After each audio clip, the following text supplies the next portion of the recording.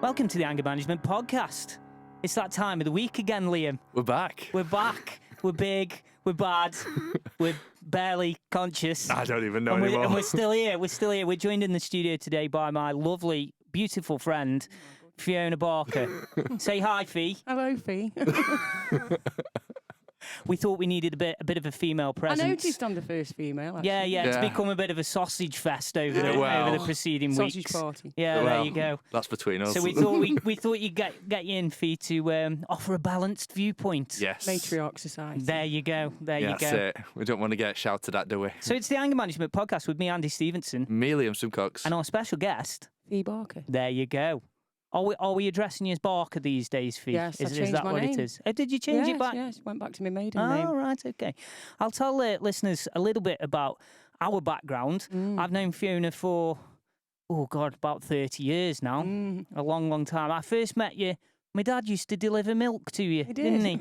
when you lived down the road. Churnip Valley Road. Yeah. Mighty Churnip Valley Road. Showing your age now, It's a great place. And Fee had just moved in. She'd had her first child, Josh. No, Josh was about 4. Oh, was he 4? So Yeah. Joe had just been born then at that point. The big one. Yeah, the big lad. Mighty He's a Joe. colossus, Joe is. The brick. But that's how I first got to know Fiona, knocking on a door collecting milk money on a Friday night. And it ended up, Josh, Fiona's son, ended up being one of my very best friends, and we still are to this day. Oh. We used to work together, and we've had some laughs over the years. So we really bonded over music. Yeah. I think music and Star Wars most probably. Star Wars. I think that was the two things that we really enjoyed. Says bonded, we argued. Well, yeah.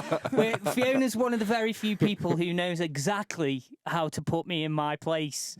She's got. Just lift him up and put him on a top shelf. Yeah. Oh, straight in. I like it. Fiona coined the phrase. We live in a village called Kingsley Holt, and Fiona coined the phrase "the Holt Hobbit," which I thought was very descriptive. You know, last week we were on about nicknames. Yeah. That was another one. Oh, you managed to leave that one out, Steve-o. Thanks to Fiona, that one was. Kept that one quiet.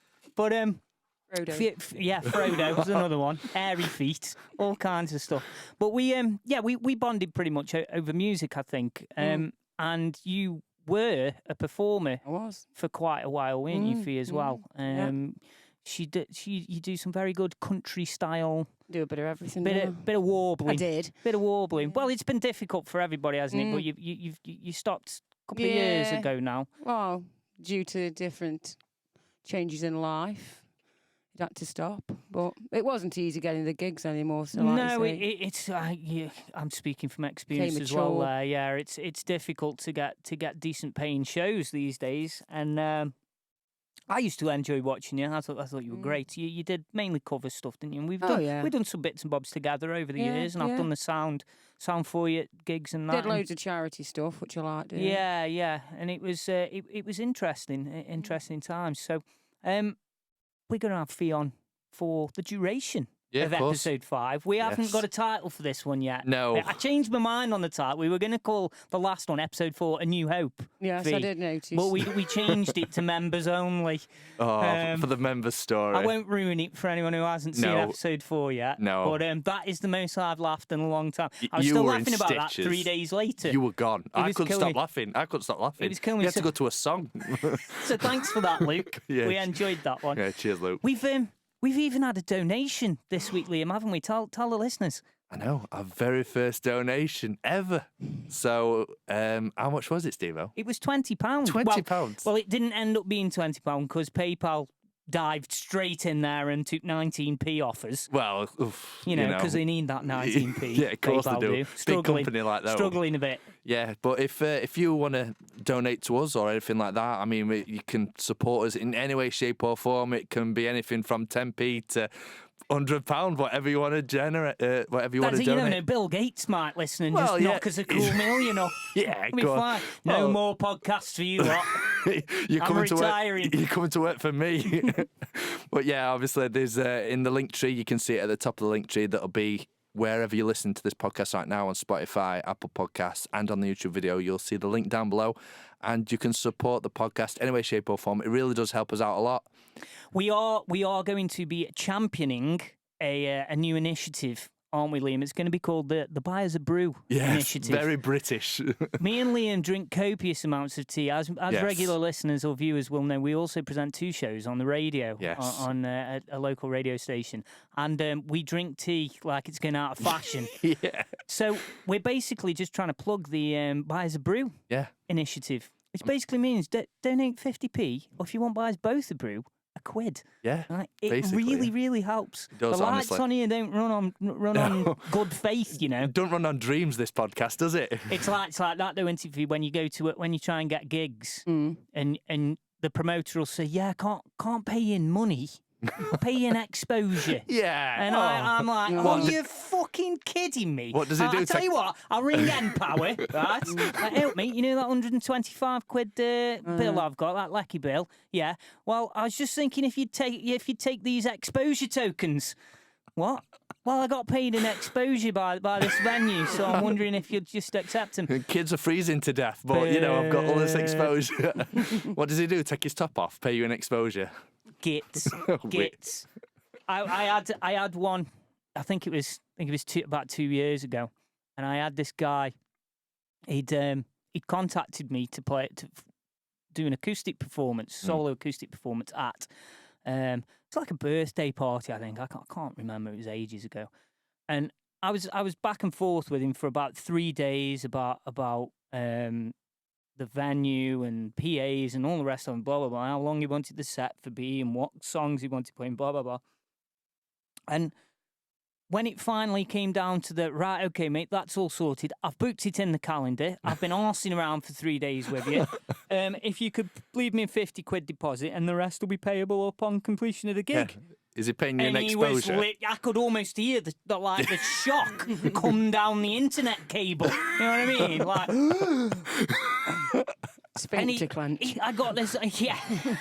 And I got this message back, and it was like, payment ? And I was like, yeah, you know, for the gig that we've been on about for the last 3 days, mate, the Saturday night primetime gig, right? Oh dear. Oh, I can't pay you, mate. He says, I can't pay you. And I said, so let me get this right. You want me to drive to wherever it was, Nantwich or somewhere? And you're not going to pay me. Let me drive Nantwich. You want me work for 3 hours, right? Outside, right, on a Saturday night, and you don't want to give me any. He texts me back. He says, "Can give you some barbecue food." Oh my God! Barbecue food, right? And I says to him, I tell you what, mate, right? This is what you can do. Give a plumber a ring, right?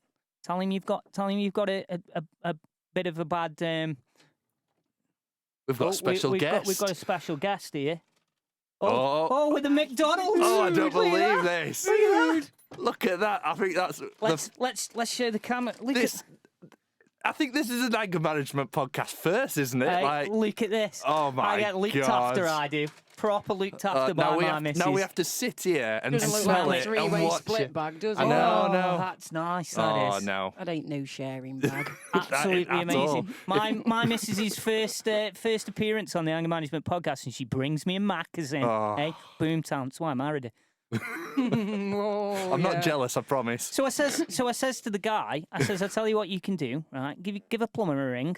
Saturday night, give him a ring. Ask him come fix your plumbing, right, in your venue. Whatever he comes out for 3 hours on a Saturday night, I'll do your gig for half that price. And he says, well, I says, he wouldn't even come out to you, mate, would he? On a Saturday night? For any cost. And this happens all the time. As soon as I see the word fundraiser, I'm like, no, just run off straight away. It's a fundraiser. And it even got to the point where, even with charity stuff, they just take the fucking piss. I've been trampled. You can all swear over on this podcast, it's fine. I have had the piss taken massively. Use me PA. Everybody use me PA. I know there was one example at a local place. We went as a local festival, if I remember. So we won't mention where or when. And I know you were there all day. Yeah. Everyone using your everybody. gear. And they just refused to pay her at the end. They refused to pay the agreed cost. Yeah. Disgusting. And even I had a Christmas gig and a radio station used my PA, and I still got nothing. That's a proper shafting. Fucking hell. Did they ask you bend Serious? over for that I one know. as well? Yeah, just park it up there. Yeah. At least Dick Turpin wore a mask. Well, that's it. I mean, that's just absolute trampled on, isn't it? Your Fucking goodwill hell. can go so far, but Yeah, I know. There's goodwill and then there's taking piss, isn't there? Surely that's. I got to be where I was just getting too sensitive over it all, and I just thought, I'm better than that. Yeah. It's not fair. No, of course not. You know, especially when one of the locals, when they dropped me for the following year and they paid a band £500 and they wouldn't pay me Wouldn't pay you anything. anything. And I'm not crap. Yeah. You know, I'm not crap at all. The best of it is, the irony is, all the locals are like, oh, when you on again, Fee? Well, that's them. Yeah. Want to I get ain't doing paid? it again. 20. I'm on 2020. Oh, that's gone out the window. Yeah. But Busting. I think, I mean, obviously you're out of the industry now, Fee, but I'm having massive trouble trying to find proper paying gigs at the moment. I've got, the vast majority of venues aren't having live music on No, anymore they won't because do they it, won't mate. risk it. They won't risk it, Yeah. because obviously live music makes you die of viruses. Yeah, of course. I mean, I've had some really good places where they'll throw money at you, but they're few and far between. They are. The problem now is venues, pubs, clubs, restaurants, etc. They've been closed for 30 months. They ain't got any money. Yeah. And the first thing on the And the chopping thing block. is, like you just said, restaurants, most pubs are changing to food and they don't want the drinking aspect of it anymore, which is what a pub's all about. Yeah, of course. But they're all turning to the food. Sometimes you get what you pay for, don't you? And if you pay cheap, you're gonna get cheap. Rather, someone like yourself who's probably been singing for years and's really good at it. That's why they pay us nothing on the radio. Well, yeah, exactly. Basically. Pay peanuts, you get monkeys, and pay nothing, you get me and Do a Liam. Kevin and Perry and pay you with eggs. That's it. Fee, I wanted to ask you as well as being musical, you also did some modelling, Oh, yes. and you were an alternative model. The Let me tell listeners, obviously those I have who rather a bit of aren't ink, watching yeah. on YouTube can't tell, but Fiona's got some amazing tattoos. You're Star pretty Wars much ones in there. full-bodied, aren't you, Fee? Yeah, no, it stopped with the lockdown, everything due to the bloody lockdown. You can't do tattoos in a lockdown. But, yeah, it just pees me off when a tattoo model is, I've got one tattoo. Yeah. But I'm a tattoo model. Yeah, Like okay. that one Phoebe has in Friends, where it's like it's a the green Earth. dot. Yeah. It's the Earth from a long distance. Yeah. I'm an alternative tattoo model. Oh, no, you're fuck. not fucking But Sharon. they do Fuck get off. away with it, as long as they've got one tattoo, they can be classed as a tattoo What they model. call them? Aren't they like suicide models or something along them lines? I'm sure there's a. Suicide Girls. That's it. But they're actually, some of them are really good. Don't get me Yeah. wrong. But I know what Fee's saying is some of them literally have like a heart tattoo On their arse. on their elbow, and it's like, yeah, Suicide Girl. Yeah. It's like, come on, I hurt myself last time. Hurt myself more last time I trimmed me pubes. Yeah. You know what I mean? Add numbing cream on it, all that 2 seconds of the ink going into your skin. Yeah. God. But, I've never gone to that level of the numbing cream. Oh, yeah. Numbing cream even sounds bad. But that was another. You're a very artistic person, aren't you, Fiona? I like to think I'm creative. I think that was another avenue you went down. Again, something that's had to stop through the whole COVID crisis, as it's known. Is it something you'd ever think about getting into modelling? again? Yeah. I think it'd crawl back in eventually, but you have to be in the zone. Because then again, people take the pee. I mean, I've had plenty shoots where I've been paid, but you do a lot of community shoots where it's a networking night. You'll go there and you've tried your best, you're looking as good as you can. And have you brought anything else with you? Can you just change into this? Hire me, and then I'll wear something else. Yeah, I'm about to say, it's like, I don't work you're for getting free, this for free, Yeah. but they want you change into something else. One guy, he even came second in a competition with one of me images, and he hadn't even asked me. He hadn't even asked me to put it on. Say, I'll pay you then. I'll pay you to photograph me.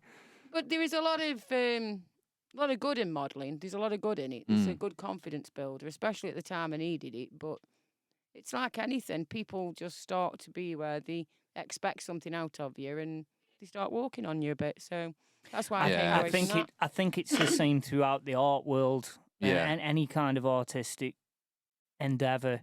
Because he classed it as hobby. Well, that's it. 99% of people do something they don't want to do for a living. That's what happens. Yeah. And 1% of people, probably not even that, do what they want to do for a living. And there is a lot of jealousy that goes about, and people seem to think that because it's art and because you enjoy it, then you shouldn't be paid for it. And that premise is crazy to me, absolutely crazy. Yeah, no, I agree. And this is something else that I've had to be in my bonnet about this since the start of COVID and lockdown. Again, we won't get into the whole COVID madness, but this was something that really has pissed me off from the start. Entertainers, whatever kind of entertainment that might be, whether you're a painter, a poet, a musician, an actor, whatever radio presenter, whatever it is, we are at the bottom of every list when it comes to necessary jobs, right? When it comes to what do they call it? So nurses and doctors are you know, they're the most important. Yeah, which is understandable, jobs. of course. Yeah, right, okay. Apparently, singers and musicians and artists are the least important. I would argue vehemently. I would argue that we, after doctors and nurses and health professionals, we're the most important, right? Because I'll say this to you. When you take away all the parts of life that are enjoyable, all the parts that bring you pleasure, all the parts that make you feel good, and all that you're left with is the drudgery and the shit parts of life, what's the point in life? Yeah. Right? And we, people like you, Fiona, and people like me, we're the people that bring that enjoyment to people's lives. Entertainers and artists, we're the people that bring that to... Yeah, okay, so we might not be important from a physical point of view. Yeah. But are you telling me that artists and entertainers aren't important to people's mental well-being? Yeah. We're Absolutely. the most important people. Well, it's a form of therapy, isn't it? Of course it is. But you know yourself, because you make it look easy when you get up, people are very People think quick. it's a piece of piss. People are very quick to knock you. Yeah. They're very, very quick to knock you, and you will have had it where, oh, go on, mate, let me sing one. Go on, I'm ever so good. Go on, then. Oh, All right, Barry, how many fuck off. times I Yeah, had there's that? the difference with me and you. Go on, I go, sit the fuck down, I was mate. doing a down one night. It was up the cross. This lad, oh, God, what are you doing next? This a doll. Someone like you. Oh, I can do that. Dead good. I said, can you, mate? He says, yeah. I said, come on, then. Get up. He'd been heckling me for ages. I said, come on, then. Get up. Get the mic. Really? I said, yeah, come on. If you're that good, have a go. Right, okay, then. Fire it in.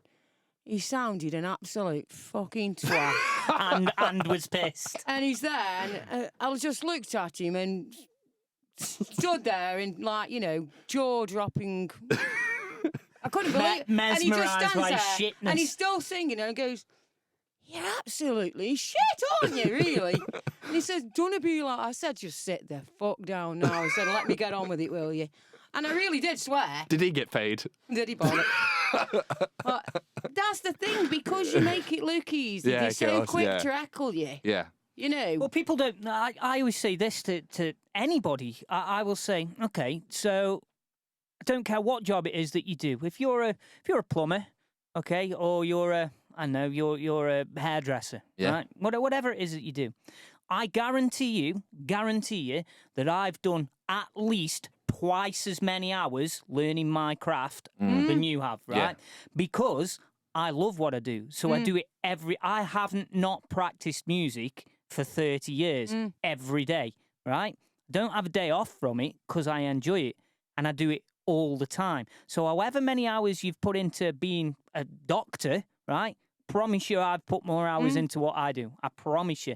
And people don't understand how much effort and how long it takes to become good at any form of art, not just being a singer or a guitar player or any form of art. You don't just pick it up and you can do it. No. You have to learn, and you have to spend every day practicing at it. Yeah. And people, like Fiona says, people think you just get up there and it's like some miraculous event where you can just do it and then you go home and don't think about it again. It's not like that at all. Just touching on like what Fiona's just been saying about like musicians as well. Obviously, because of COVID-19 and you can't go to gigs and you can't do You can't go and see live. And there's artists out there, really good artists, and we have got some really good artists on the show today. And they can't go out and do the gigs. They can't perfect the craft. They can't, get new listeners and a wider audience. And I'd like to think that this is what this podcast offers. This podcast offers that for musicians. Absolutely, Liam. Absolutely. That brings me on to our first song of the evening. Very good. Very, very good link there for me. I know. That's the radio practice we have. I know, sorry. Well done, I've done this before. Yeah. It's not our first rodeo. No. We've been sent a song by a band called Eric and the Sioux, all the way from Toronto. In Canada? In Canada, mate. We Unfortunately, Eric is a Toronto Maple Leafs supporter, and I am a Senators fan. I'm wearing my third jersey just for you, Eric. Here, mate. There you go. So Eric sent me this song through. I have listened to the first 30 seconds, minute of it, and it's ace. It's really good. This is a lockdown-inspired song.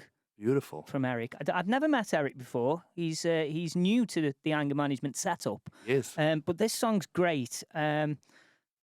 He's on all the usual social media channels. Yes. Give the people a blurb, Liam. Yeah, but he's on Instagram, he's on Twitter, he is on Spotify, which I listened to a few of his songs earlier. Eric and the Sioux. I do believe. We are an international podcast. That's it. We've crossed the pond. I can't believe it. We crossed the pond, mate. No, but honestly, massive thank you to you, Eric, and for sending songs for the podcast. Let's have a little listen. This is Eric and the Sioux. And I'll tell you what his song's called. She's Older Than Me. Let's check it out.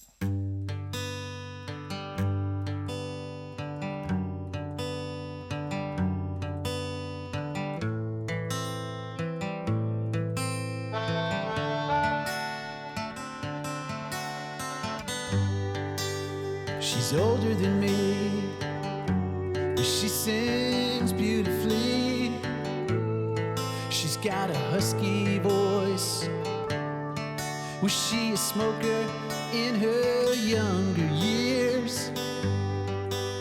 She's long and black and beautiful, a little thicker than I'm used to.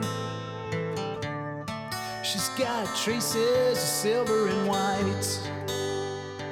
She could be my companion on those lonely days of isolation. She will sing me her songs.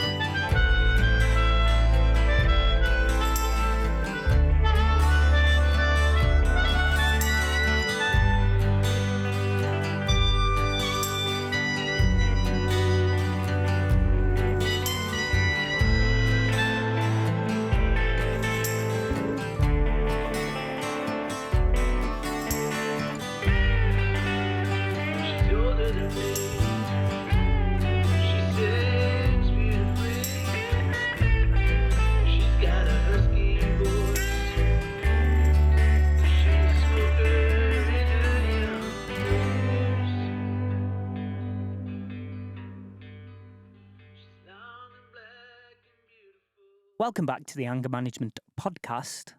I'm Hello. Andy Stevenson. I'm Liam Simcox. I'm Fiona Barker. Yeah. We're still here. We've got our first female special guest in tonight. Yes. Equality. We're shouting it from the rooftops. I'm special.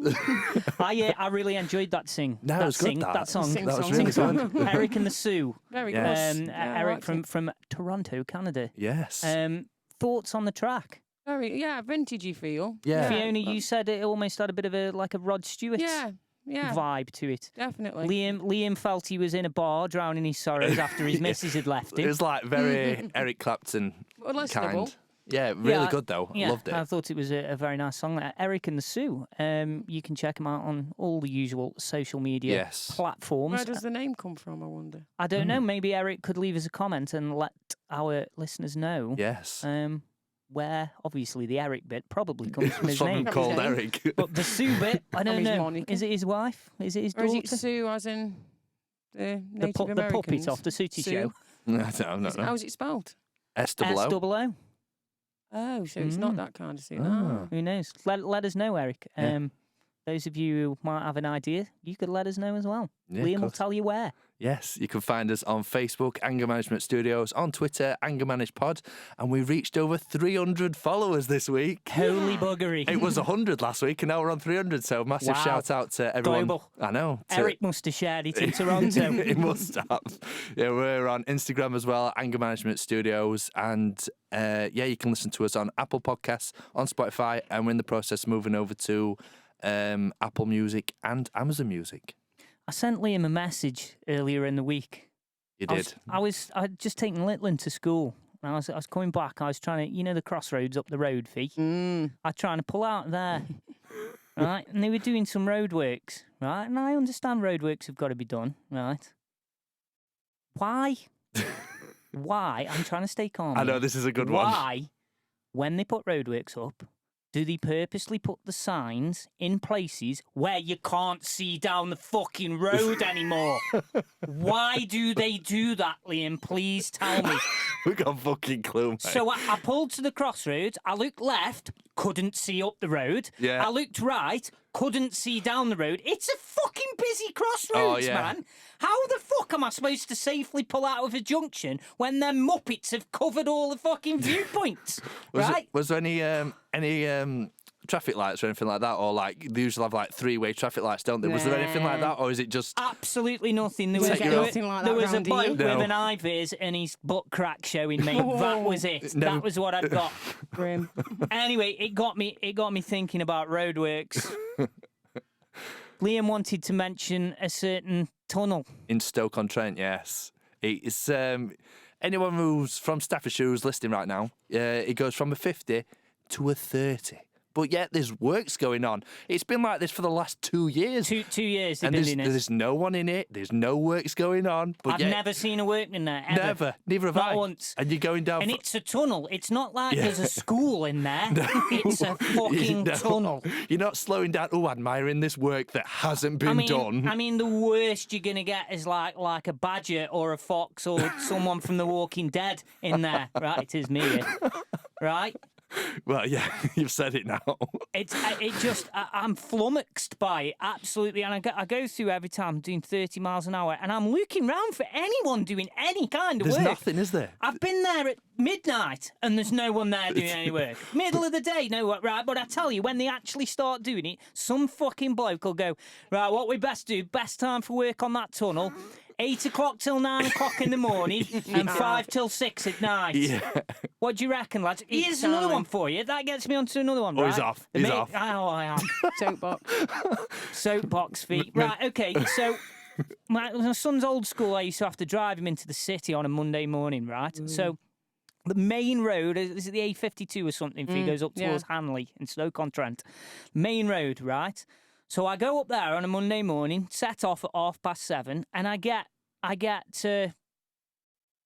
I don't know, probably 8 mile away from the city, and the traffic is backed up all the way into the city. Probably 7-8 miles of traffic, right? And do you know why it is?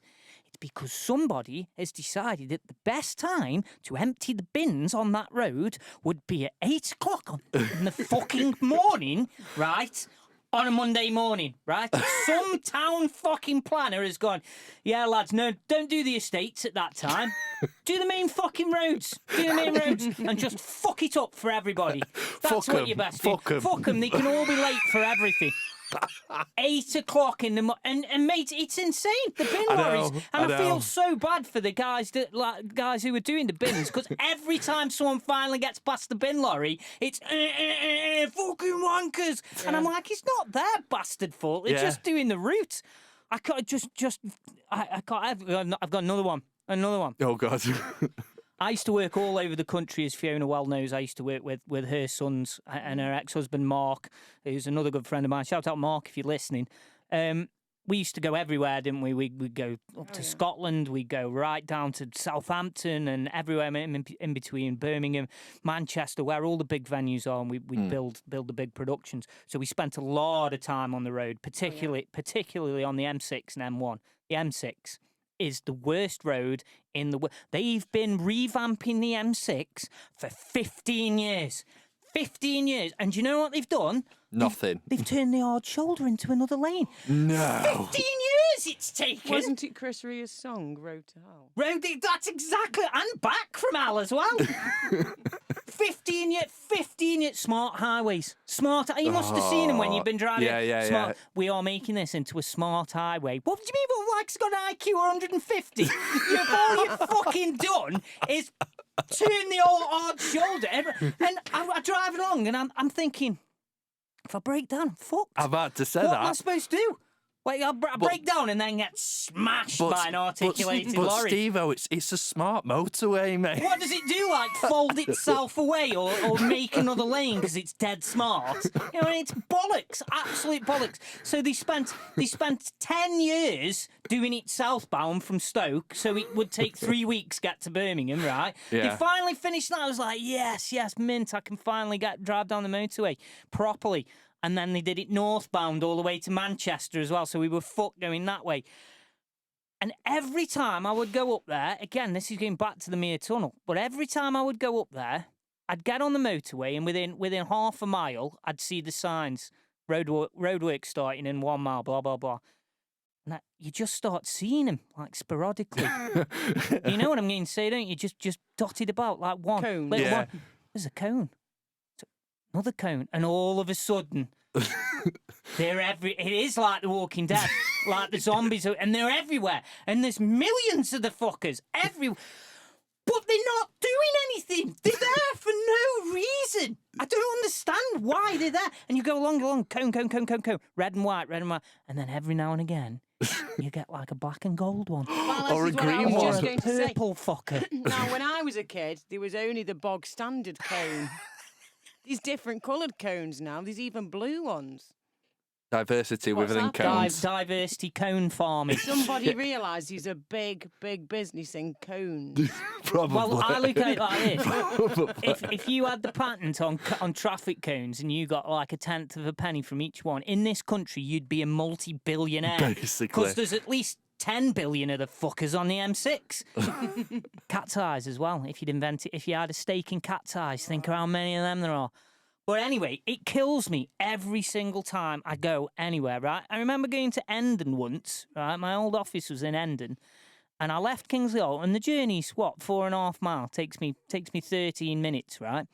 There was 9 sets of roadworks and traffic lights. Road, 9. Terrible road. 9 sets. Stockton Brook. Yeah. I've never known a road like it. It was horrendous, and I thought, oh, they try and fill a quota or something. Is there something? Have they got to spend a certain amount in the budget, else they don't get it next year? Yeah, you'll not get that Christmas bonus or like that. But no, I don't understand it. Another one, at the height of the lockdown, I'd have to make an emergency journey somewhere. I can't remember what it was, something massively important, obviously. And no one was allowed to go work, right? No, I can't sit in a pub and play in front of 10 people and earn me living, right? And I stopped at these roadworks, and there was at least 15 blokes with eye-vises doing the fabled, watching a bloke in a hole with a pickaxe, right? And they were all standing there together, yes. standing there together. And I'm like, so number one, none of you doing anything. You're watching one bloke do all the work. But we've known about that for years. But I'm like, I can't actually sit in my car with someone out of another household, and yet you're all standing there with your arms around each other's shoulders having a laugh. And I was like, well, how does that fucking work then? Yeah, look at this bird I'm talking to on Instagram. Yeah, basically, that's what was going on. Sort your head out. I don't know. But traffic cone farming, it kills me every single time. Traffic cone farming, I love that. That's got to be fucking title for this week's podcast. Traffic cone farming. Liam wanted to talk about motivational social media quotes. Just fucking, mate. Cringeworthy. He was like proper Fiona's pissed off about this. just do one. The worst one is scroll down and you'll get 7 years bad luck. Piss off! No, please go away from me. One like equals one prayer. If you don't press like on this, she is going to die. Yeah. Let her. I'm not bothered. I personally love the old when there's like been some absolute catastrophe, something horrifically bad, like a building's blown up or fell down or something with loads of people, and everybody gives it their thoughts and prayers. Yeah, praying for this. Oh, fuck off. Or my little heart is with you. Yeah. Or why not change your profile picture to a French flag or something like that? Because that's showing, that's going to make a difference. Solidarity, mate. Yeah, that's going to make a difference. Absolutely But insane. I'm not the, I'm quite, The one that you told me on the message was about the lady and her husband sitting on the same settee together. Oh, that was it. This That was one it. killed me. This fucking, it gets me. So like, right, I'm going to paint a picture for you listening right now. So right, there's two settees in this room.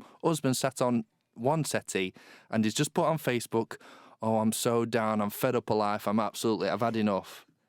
And then his wife, who's on next settee, has to put on the same status, you're an amazing husband, you have two beautiful daughters, and you mean the absolute world to them, and you are the sun to their moon, and all this shit. And it's all like, this... just tap him on the shoulder and ask him if he wants a brew. Yeah, that's all you and need I'm just to do. like, why do you have to put this on social media? Why does this need to be shared? Go over, give him a kiss, and Exactly. say, I love you. Exactly, and like sort him out. You know help as him well and as me, guys, because it's all about attention. Oh. That's what it is.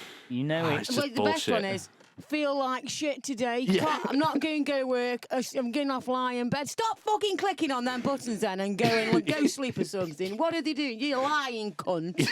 Sorry, it's C word, but you are totally He lying. doesn't drop that bomb often. That must have But pissed it's her so right off. true. It's so true, It isn't is. it? It's evident you're lying. It's like a Peter Kay, isn't it? Give him 3 days. Work it in. Work it or in. it's like, till- I'm having a break from Facebook. I'm just so fed up. 2 days later, sharing this, sharing that, sharing this. What about the people who have had some horrific accidents and are in hospital but can still post on Facebook somehow miraculously? Yeah. That one always kills me. You know, I wonder where my taxpayers' money is going to. Oh, I wonder. That wheelchair's not going to buy itself, is it?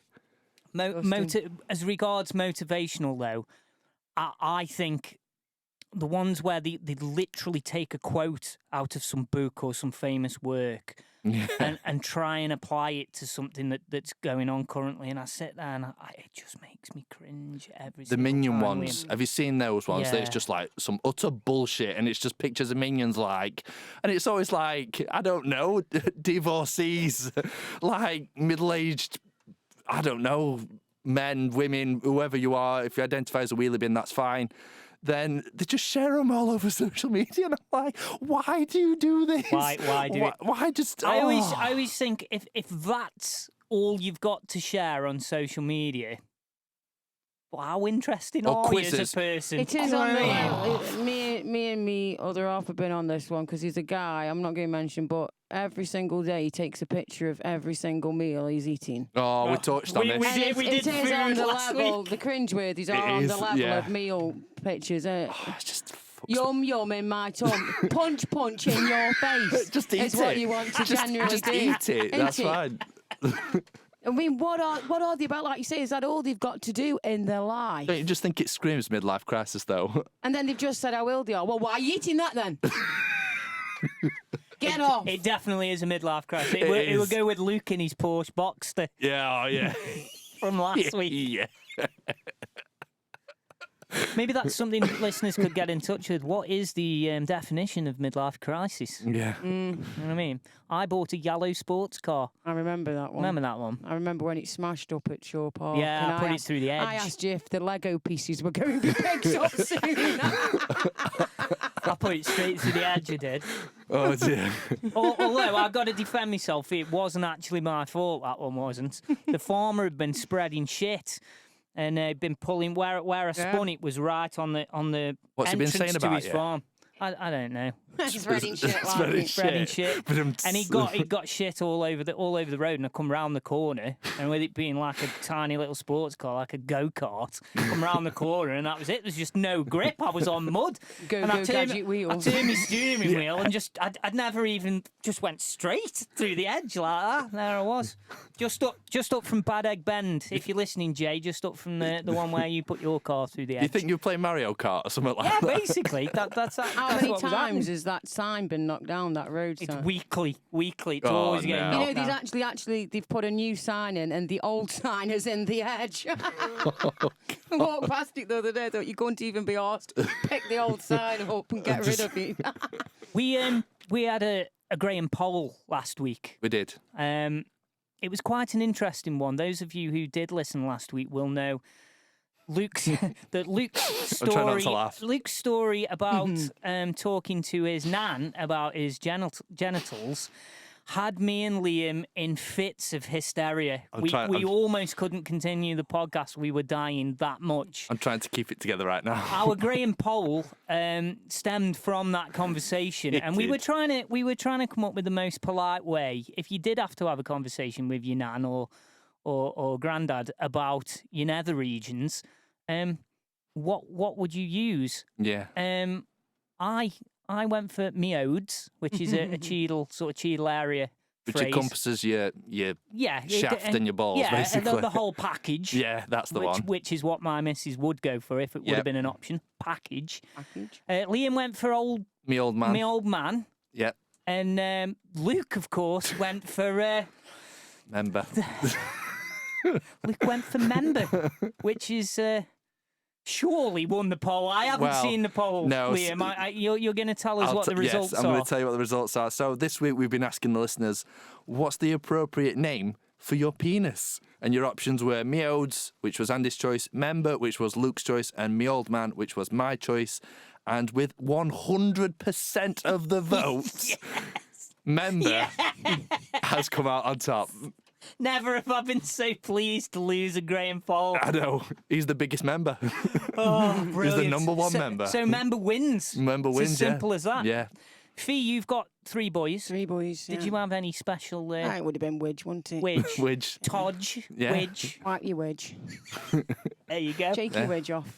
My little one's 9. I use Widge. Tail. I believe he's 9. Yeah, he's 9 now, Fee. My Jessica, 21 next week.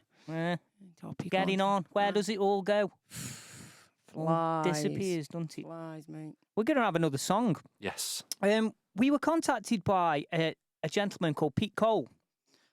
Pete is from Farnborough.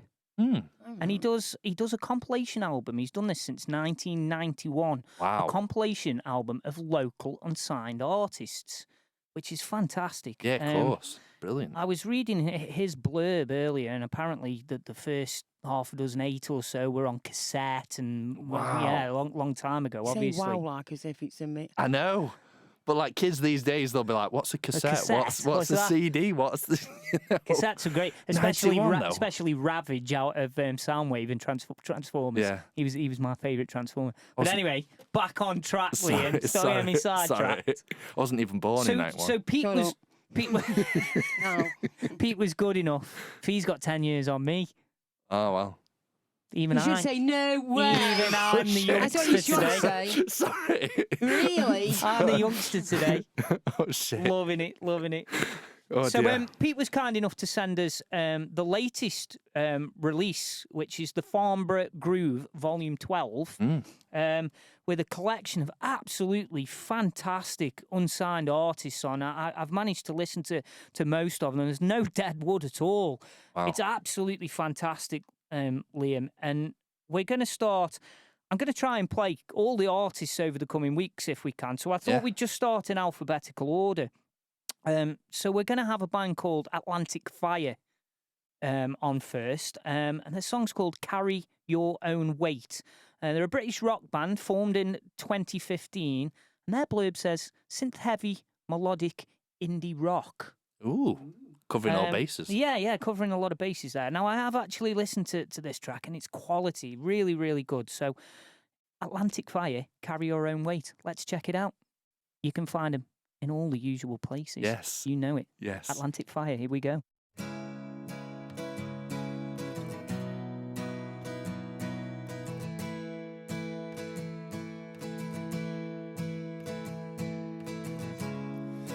If I told you, would you cry?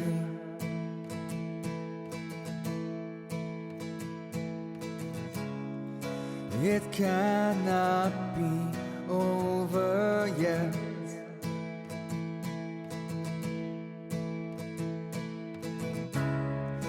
There's more time than that.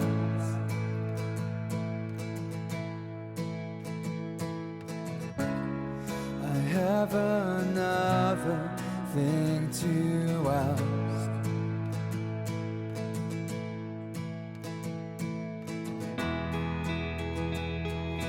This is not the end, so carry your own weight.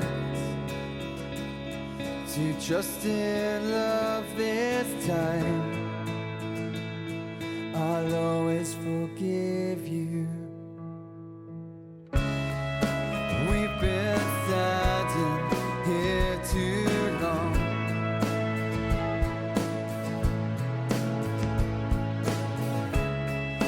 This air is far too cold.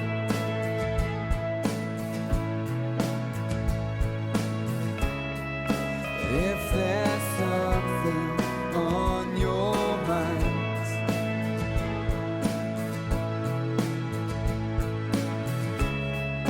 I'd forgive you instantly now.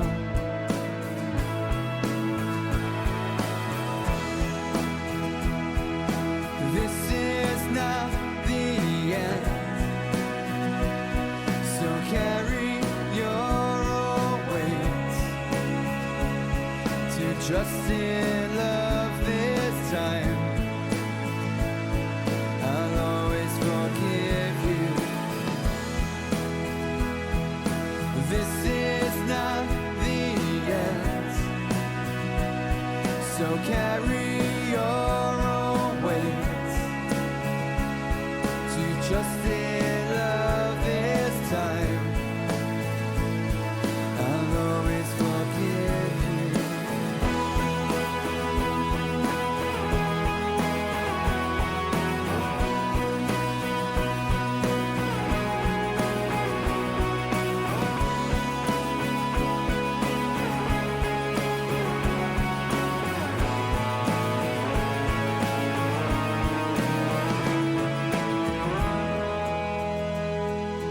This is not the end,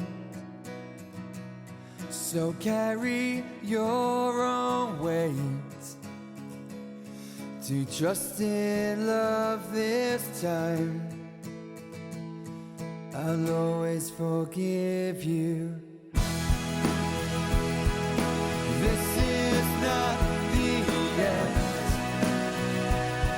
so carry your own weight. Trust in love this time, I'll always forgive you.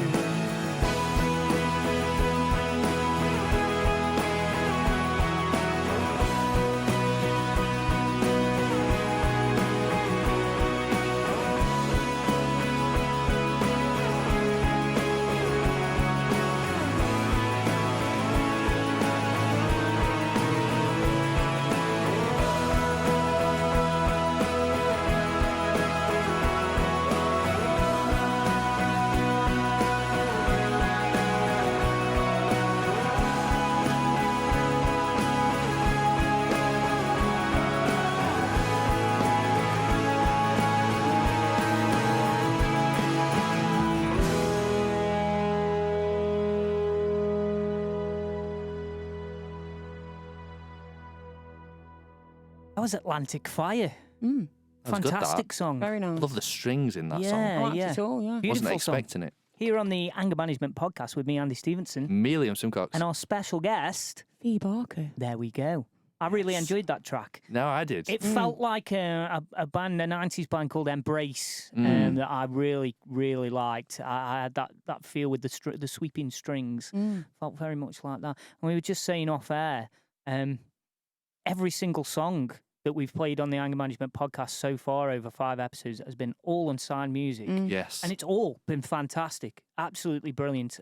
So much better than any of the shat I've listened to in the charts for about 20 years. Yeah. I just can't listen to any auto-tuned bullcrap anymore. it's It no. kills me. Or But, sampled. Yeah, that was Atlantic Fire. Liam, where can we find them if we want to listen to them? You can find them on Amazon, on the usual Spotify, YouTube, Apple Music, Spotify. Apple Music, the usual. Like, I think that's the main ones.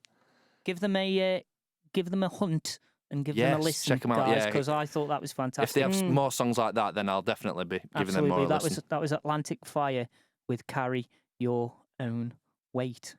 So I wanted to touch on something that really, really gets on my tats. Oh God, another one. Yeah, there's loads of stuff. I know. It's what we base this podcast This is the Anger around. Management Podcast after all. Takeaway workers, right? Oh. I know plenty of people listening to this podcast perhaps do work in fast food restaurants or takeaways or whatever, right? And credit to you, you know, it's a tough job a lot of the time. I've just got one little piece of advice for you, okay? Get the fucking order right. That's it. We need another trigger warning. Get the fucking order. So when I go to McDonald's, right, and I go through the drive-thru, and I order my food, and I order some chicken nuggets, McNuggets. What part of a chicken's a Mc? Oh no. Right. So I order me chicken McNuggets, Mm-hmm. and I always say to the lass or the lad behind the counter, I always go, "Have you put me sauces in?" And he'll always go, "Yes, mate, yes, I put your sauces in." And now it's at the point now where I actually open the bag in front of him And and go, go, No, you haven't. "Where? Aren't they in your bag?" "No, that's what I've just asked you, mate. Just asked you, check, Anta. And you've just told me they're in." So You're lying you're to me. either incompetent or a fucking bullshitter, right? And they both made me angry. Both of those situations make me angry. Right? And it's even worse when you're in a bit of a rush and you don't check and you get home and you barbecue fucking sauces Oh, in don't there. get me started. Don't get me started. Fucking first world problems. Oh, yeah, coming back to that again. If I says to you, right, I want a double cheeseburger with no cheese. So to me, that is just bun, burger, Yeah. bun, right? Yeah, with no salad Yeah, or yeah, no nothing. Yeah, gherkins yeah, and none yeah, of yeah. that. So obviously, I have to go through the drive-through at this fast food chain that will remain unnamed. No, it's McDonald's. Fuck it. And I'll ask for it, and I'll just say no cheese or anything like completely plain. And it comes through, and it even says on the sticker on the burger, plain, no cheese. And I'll like, we'll get back home. My girlfriend will open a burger up because she doesn't like cheese, and she'll open it up, and it's smothered in cheese. And I'm like, for fuck's sake, just how hard is it? You've stuck the sticker on. You have made that. Someone has made that with the sticker saying plain, Shocking. no cheese. And it's just ridiculous. I would question somebody who doesn't like cheese, though, I have to say. I love cheese. I love cheese. Yeah, but that's not cheese. It's rubber. It's reconstituted whey protein. saturated shite. Total ming. And also, when you order from a takeaway and they bring you food, right? How often do they get it right? I know you have a particular issue with this, Fee. 2 Like they hours almost do it on awaited. The other- purpose. 2 hours awaited. Fuck me. 2 hours and phoned up. We do live in the middle of nowhere, You know, remember? yeah, not but being still. I phoned up and I'd never like to be rude to somebody. Outwardly rude is not necessary. So I phoned up. Look, mate, I know you're Unless busy. they get your age wrong. No, you're busy, yeah. No, you're busy, but, you know, we've waited a bit now. You know, we're over and out. Yeah. 5 minutes coming to you. 5 minutes coming to you. All right. 2 hours later, mate, my food still hasn't come. Oh, it's coming now. He's down the road. It came, and I'm not joking. Not one thing was right on the order. Basically giving you someone else's money. Somebody else's food. Luckily, they chose really nice things Oh, and yeah, tasty right, grip. yeah. Because after We 2 got hours, 50 I quid's wasn't worth of bothered. lunch instead of a cold burger. Or chuffed. I only After paid 2 £10. hours, I was not bothered what I were getting. I Then was they come back ravenous. and say, oh, we've got orders wrong. I'm like, don't matter, mate, I've ate it. You can fuck off. See you in a bit. And then he's like, when you come again, we will honour you with, I said, that ain't the bloody point, is he, mate, really? I'm hungry now, Yeah, mate. that's the I was say. hungry now. I was ravenous 2 hours ago. Now my legs are looking like really appetising. I had threatened a guy once at a takeaway. Oh, dear. He made me missus cry. No. He did, mate. He did. She'd ordered some food when she used to run the local pub. She'd ordered some food, and she had a family emergency. She'd ordered some food for, I think, some of the people that were maybe playing crib or something down there. And she had a family, or someone, I can't remember exactly what happened. Someone had an emergency and the crib didn't happen or something. She had to ring up and cancel the order, and the bloke on the end of the phone threatened her. So, What did he say? Steve-O was not very happy at all. So he kind of got told I was going to come down. Penfold. I'm Penfold. Oh, crumbs DM. But the yeah, glasses. it was not one of my finest moments. But yeah, he didn't mouth off again, so it worked. I take it you never went back there then, or? Well, no. I still see the delivery guy all the time. He's dead nice, the delivery guy is, and he was like, mate, the dude's a total bell end. I'm surprised you didn't just punch him. Oh, right. Like, again, I won't say who it was because I might get him in trouble, but yeah, never been there again. But it's first world problems. My missus wanted me to make sure that listeners were aware of this regarding last week's first world problems segment. Oh, God, yes. Because you dropped her in it. She wasn't very happy with me. Oh, dear. Oh, Yeah. dear. She really wasn't very happy with me. And it was because we'd mentioned her first world problem that morning of the day of the podcast, which was she'd lost her shit because my son had got jam in the butter. So let me get this straight. She's mad at you because you mentioned it on last week's podcast. So now you mention it again on this week's podcast. Absolutely. Are you looking mate. for a divorce? She was something. What? So I'm gonna quote here from yesterday. Okay. It wasn't just in the butter; it was everywhere: floor, counter, fridge door handle, milk, and on the sofa. Milk. I think on the outside, on the milk, on the bottle, right? So basically, my son had managed to mow up the entire kitchen in jam, right? But I'm not sure why she was telling me this because I don't think that makes it any less of a first world problem. It's still a first world, but it's still a bit of jam on your fridge door handle, and on your milk, on your everything It's not else. exactly your well that you walk 20 miles to every day's dried up. Basically. You know what I mean? So I'm sorry, babe. I'm not having it. Still a first world problem, I'm afraid. She's going to kill you. Exactly what it was. Shout out, Sam. I wanted to touch on something that Fiona wanted to talk about, which was you encompassed it as therapy, Fee, but it was therapy, not particularly from a professional viewpoint, but what do we all do for ourselves and for our families for a bit of therapy in such a mad, crazy world at the moment? How do we cope? What do we do, and how do we cope with the stresses of life? Life's stressful enough in normal times. The last 13 months have been horrific, as we all know. Yeah. What do we all do? How do we cope, and how do we bring ourselves down to a level where we can stay relatively chilled and relatively positive? Because it's hard sometimes. It's really hard. What do we do? What do you do for free? For free is more to the point, because everybody's gone through the financial difficulties, haven't they? Like you say. Yeah. So what I've generally started to do, because I do a hell of a lot of walking, because I can't drive. So it's either you don't want drives, there's traffic fucking cones everywhere. Outside, so it's either bike or on the feet, and we love where we live. We're very fortunate. I'm very fortunate where I live, very fortunate, and I respect it massively. So I thought, well, I might as well walk along with a bag and a stick and start picking some litter up. And it sounds a bit lame, and it sounds a bit like, Christ above, how old are you? But it gives me a bit of a buzz. I get it cleared up, and I feel I'm doing a bit for the community, because I can't stand litter. I think that's can't brilliant. stand Exactly it. the same I as you think that's feel. brilliant. It really, really, especially like on the McDonald's, they'll sooner drop chuck it it out out the car of the window. car window. And you don't realise just how clean it is round here. The moment you go a few miles out of these two villages, you notice the increase in litter. And it's disgusting. And Cheadle, bless it, it's terrible now. It's absolutely disgusting. I've always hated littering, Fiona, mainly, I suppose, because I've grown up round here where we take pride in not littering. And you go into a city or even a town. But it comes from a very young age, though, Steve. It does. Yeah. My mum and dad instilled it into me. I remember doing Josh's washing one week when he was a little. It was his school. He'd broke up from school, so it was all the stuff being washed, coat, shoe, trousers, everything. And I emptied his coat and I said, "For God's sake, Josh, can't you put your paper in the bin?"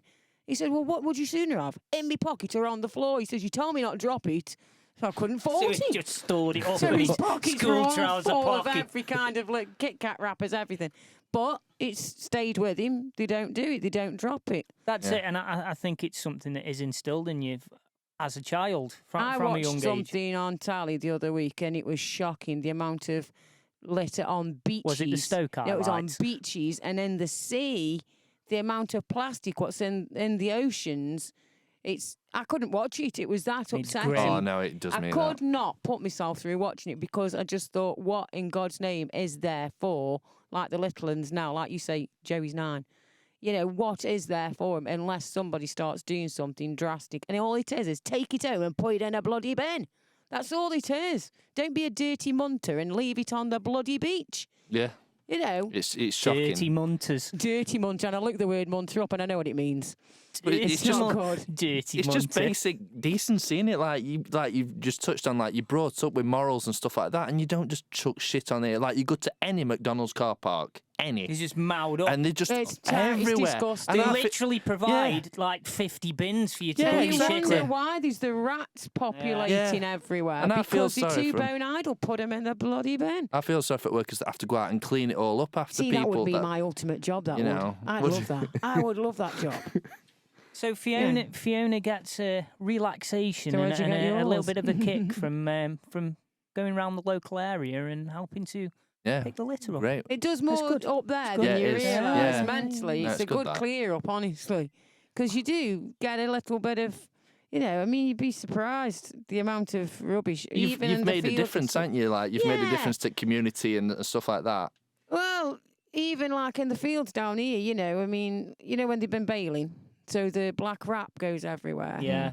And it's in the edges, and there was netting the other day, and I thought, if something doesn't move it, something's going to get trapped in Yeah, it, yeah. And I am all about nature and stuff, and I do get very upset when, especially what they've done down Cheadle recently, the fires and everything. Well, that's something Yeah. else that I wanted to Yeah. discuss. We'll move on to that in a second, Fiona, because that is something that I think people will be interested in, even though it is a local. I local genuinely issue. shed a tear over that because that was an area I played in as a kid. So I just don't get what they get out of it. I don't No. understand it Another, at all. another one as well is face masks that you see Oh my all God. over the Everywhere. floor. What's going on? I have no idea. That's what I mean. I just find it so disgusting that They it just just goes drop everywhere. it Yeah, in. yeah. I mean, fair enough. Obviously, we've been advised in the UK to like have a fresh one for every time we go out, which is fair enough. But there's no excuse to just throw it on the Dropping 'em. floor. Of course not. They're throwing them out of cars as Yeah, they go yeah. along. That's definitely happening. Yeah. I don't get it. I just No. never have You done. see them. There's a hospital around the corner from the studio, and you see them all the time. You see face masks on the road across there. Oh, People no. have just come out of work and just thrown them on the It's floor. but disgusting. It is disgusting. Liam, Yes. yourself, what do you do to cope with the stresses? What therapy do you give yourself? And don't just say pot noodle and crack one off. 'Cause Oh, that doesn't sorry, count. mate. Sorry. Come back to I me. know then. that's what you were thinking. No. So for me, obviously, I'm quite fortunate to be within radio. I've been in radio since 2019, and I have my own show. And obviously, I'm lucky enough to do the sports show with you, Andy, on a Saturday as well. Apart from that, I do this podcast, which obviously helps me out with my mental health and stuff like that. I don't suffer with anything. I don't have anxiety or depression or anything like that. I haven't been diagnosed with anything like that, but I have good days and I have bad days. But I know you. I'm sure you won't mind me touching on No, it. of course not. You had a bit of a tough couple of weeks Yes. last year, didn't you? At the Yes. height of the lockdown issues, and towards... obviously we couldn't do the radio. No. We couldn't do all the things you've just mentioned then, which bring you a little bit of peace of mind. Yeah, of course. We couldn't do any of them. And I know when we finally got back on the radio, I hadn't been able to get hold of you for a couple of weeks. Yeah. And you said you'd had a bit of a bad time. Yeah, just doom and gloom. That's all it seems to be at the minute. Like, obviously with COVID and we can't see his friends, and obviously like saying we couldn't do the radio, and this was before this podcast started. And I didn't know what to do with myself. Whereas now I'm playing. I got football training on a Tuesday. I do my radio show on a Wednesday. Is this after you've been running or before you've been running? I'll get to that. And I like to sometimes just chill out and just as simple as it sounds, but just play PlayStation or whatever games console you're playing. Just chill out and lose yourself in it for a few hours and just. I think it's having that escape from reality, isn't it? I think that's what music does. I think that's what sport does. I think that's what the TV or video games or whatever it is that people do. I think the secret is to do a little bit of as many things as you can, just to take you, because real life's hard. A lot of the time it is. Yeah. And in the last 13 months, with our freedoms and liberties being as restricted as they have been, whether that's right or wrong is a debate for another day. But that's what has happened. And it's been very, very difficult. And for somebody like me, again, like yourself, Liam, I've never suffered with mental health issues or stress particularly. I get stressed with work stress and the normal stresses that people have. But I've always been okay, really. But the last 13 months, for me personally, have been so difficult because not only has my professional life been taken away from me, but music and everything involved with music is my entire social life as well. Yeah, everything revolves around it. Band practice and gigging, rehearsing. Going to the pub and stuff like that and seeing your friends and that, you can't. And it's all, for me, it's been everything that's been taken away, and it's been really, really difficult. So I've found a few different ways of coping. I've actually recorded 2 full albums, one with my band Round in Circles and one with my side project band with my drummer Gaz. We play under the name Storms and Sunrises. So we've got 2 albums waiting to be released when we can actually go out and play them. So you can imagine that's taken up a lot of my time, and it distracts me. I'm never happier than when I'm actually making music. But even then, my missus will berate me because I'll end up sitting in here for 20 hours for 5 days in a row. I have to try and do other things. I like walking, like you, Fee. I do a lot of walking. I like riding my motorbike. I get out and I just ride for miles and miles. And it's anything where you can clear your head. At the end of I even play a little bit of Farming Simulator. No. I do, mate. I do. Just chills me. The biggest issue for me over the lockdown has been my youngest son, who, is special needs. And you've said, mental health. Yeah. And George actually had... he tested positive a few months ago. If you just tell the listeners a little bit of background on George. George is 18 now, and I only saw him twice last year over the lockdown. I haven't seen him at all this year. Jesus. And I spoke to the lady what's helping George now, one of his main carers. He's actually moved into adult care now. He moved on his 18th birthday.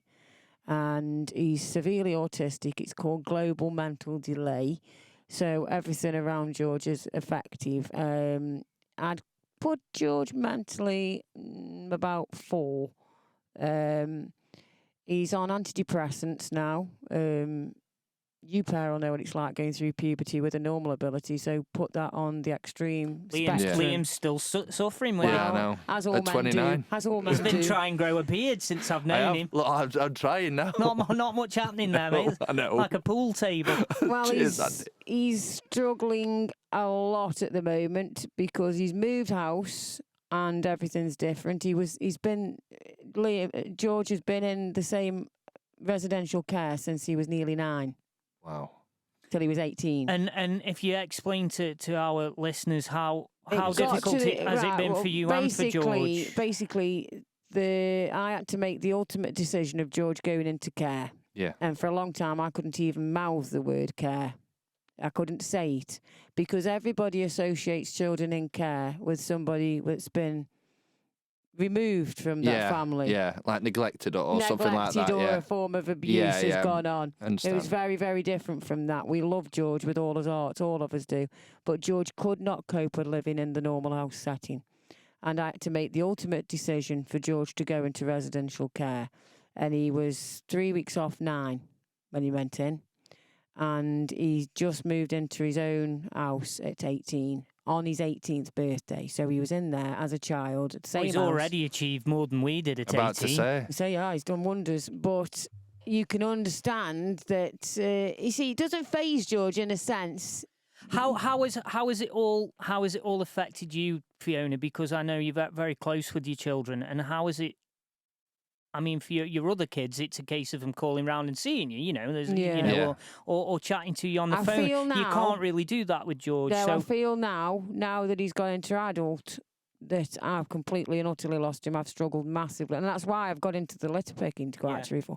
I've struggled massively over this lockdown because I haven't seen him. I've had no proper contact with him.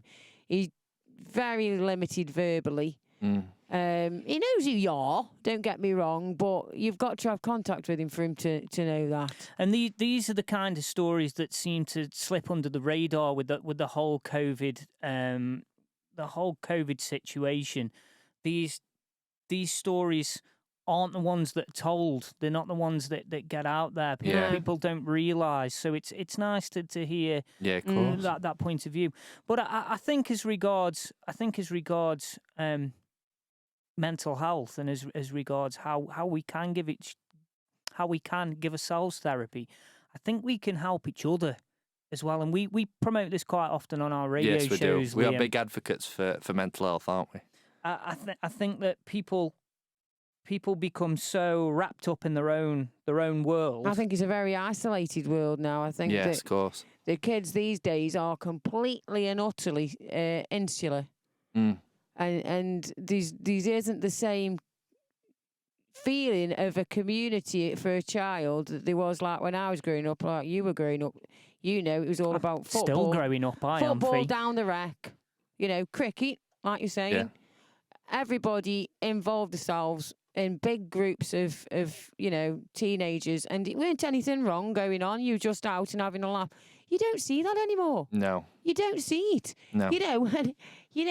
How kids have to have a phone. You see them coming out of primary school, twiddling on a phone.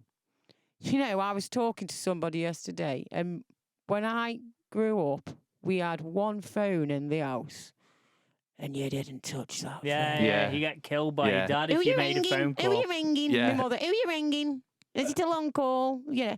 I'm ringing Dubai. She had a box at the side of the phone. She had a box at the side of the phone for put something in if you used it, so it went to the bill. Oh, yes. Wow. Oh, yes.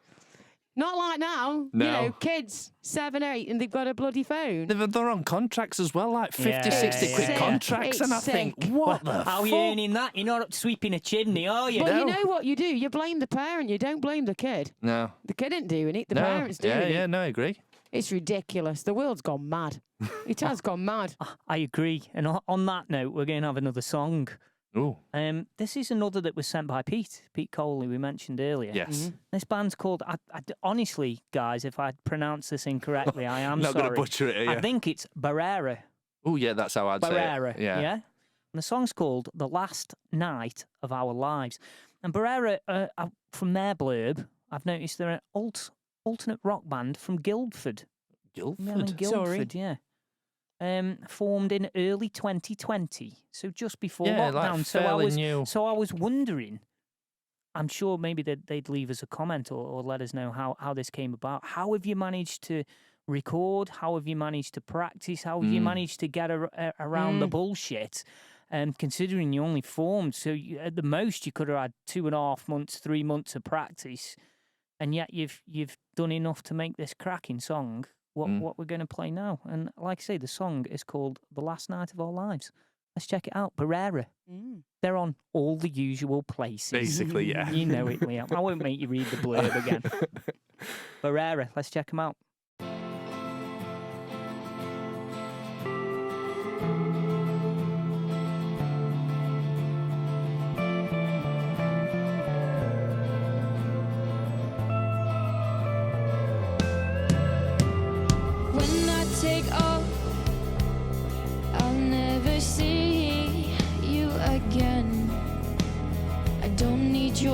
touch, or the drugs on the counter floor.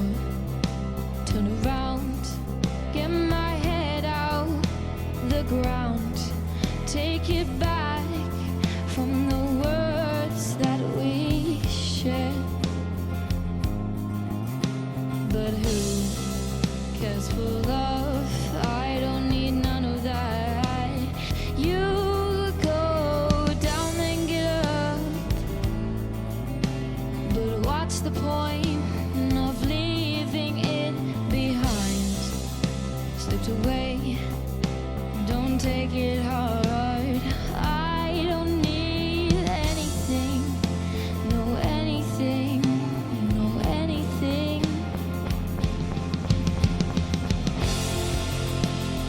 Where did it all go wrong? I'm stuck here on my own, in between the door from where you let me go. Give me all you got. I want more than I thought. Through this glass I shared, then you let me go.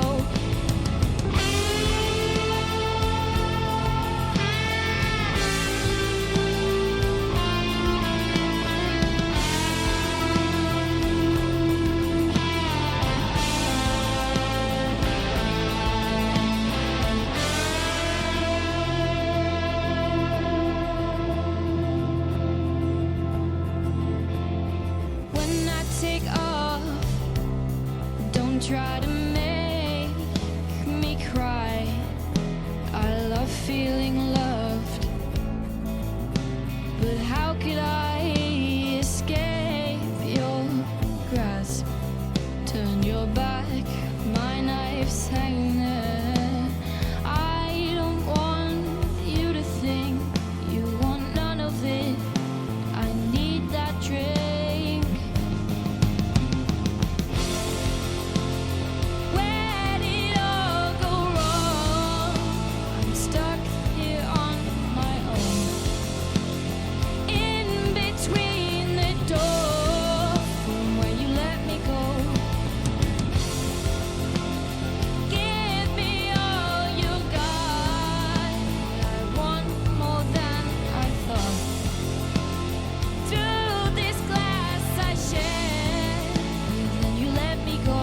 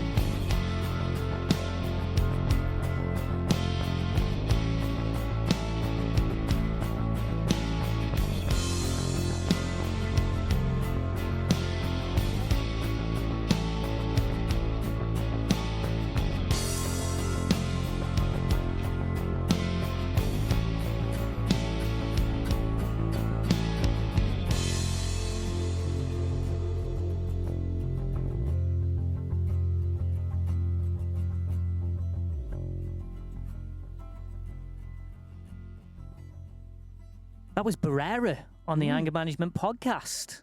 That was great. It was a lovely song. It was, Very wasn't nice. it? For an early 2000s. I thought it was garbage. I thought it sounded like Garbage, the band. Ah, There it is. I see what we did there. There you go, Barerra. Was that in early 2020 as well? They started as well. Yeah, so I'm not sure how they've managed to. I'm about to say that was. to if get they're all making that music going. like that as well. So let us know, Barerra. Drop us a comment and let us know how you've gone on with rehearsal and practice and recording and all that in the last 12 months, because it's been difficult. Or you can send us a voice clip. A voice clip, explaining to us how you're coping and stuff like that. I'd be interested to know. My band, we haven't been able to practice at all. It's been unbearable for us, but that was Barerra anyway. Absolutely fantastic song. We hope we're saying your name right as well. Yeah, if I'm not, I do apologise. I don't apologise much on this podcast, but if I've cocked your name up, then I do apologise. The song's called The Last Night of Our Lives, Barerra. They're on all the usual platforms. Yes. All the usual social media platforms. Check them out, guys. Let us know what you think. I wanted to, with us having a lady on the show, I wanted to discuss something that constantly puzzles me all the time. And that is, when we talk to each other as men, Liam, right, yes. If I say to you, I don't want to, I'm tired, or if I say, I've hurt my arm, or if I say to you, whatever it may be, if I say to you, yeah, I've had a good time, right, whatever it may be, if I say, yeah, I've had a good time, you will think, oh, he's had a good time, right? Women's brains don't seem to work like that. No. If I said, I've had a good time, my missus would probably take that to me and I want to chuck myself off a cliff. What? Right? And I don't understand it, right? The one I had the other day was, I went upstairs and I said to my lady, are you going out? She was getting changed, like. I was like, are you going out? And she says, no, not going out. I was like, oh, all right then. I came back in here, in the studio, working away. No more than 5 minutes later, she comes in, she says, right, I'm off. I've got to go have my second jab, and I've got to go get my glasses fixed. I was like, just like 5 minutes, not even 5 minutes ago, I've just said, are you going out? And you've just point blank gone, no, I'm not going out. I said, so the no, I'm not going out meant, yeah, I am going out. And she was like, well, I didn't think you meant, are you going out? That's what she actually said. She said, I didn't think you meant, are you going out? She's going out. And I said the words, are you going out? Right? And if I said that to you, Liam, you would think, oh, he's just asked me if I'm going out. Yeah. Wouldn't you? Yeah. Right? Fee, as a woman, right, if I said to you, are you going out? Apparently, my missus said, oh, I thought you meant, are you going out? Yeah, that's what she said. Out situation. Are you going out? Out. Please, as a woman, explain what that fucking bollocks means. Right, so her going do her glasses and get a jab isn't going out. That's just getting stuff done. Yeah, but it's going out. She isn't going out. Gets in a car and goes out. She's not going out. But I didn't ask her if she was going out. But she was leaving the premises, yes. So going out. But she wasn't going out. She's popped out. She was just going out, get stuff done. Bollocks. Big difference. Absolute bollocks. But I'm older, you see, so when I'm going out, I'm going out. That's it. Yeah. I'm not going out anytime, so I wouldn't worry. So basically, what you're saying is, for a lot of women, there are different stages of out. Yes. The word out can be used in degrees. Yes. Is that what you're saying? Yes. Absolute bollocks. Absolute I feel like I need a graph or a Venn diagram or something like that. Absolute madness, that is. So what my point is why do women, or a lot of women, not all women, why do they take the stuff that us idiot blokes say because they haven't totally literally, or not literally at all? They haven't learnt the craft of men yet. No. That's why.